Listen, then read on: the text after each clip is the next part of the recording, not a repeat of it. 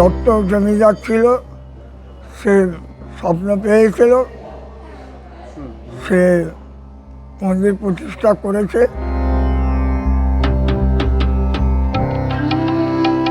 বাপ ঠাকুরদা আমল থেকে আমরা বংশধর হয়ে আছি। আমরা এই পুজো আচ্ছা সবই দেখাশোনা, মানে যাবতীয় যা ভার সব আমাদের ওপর।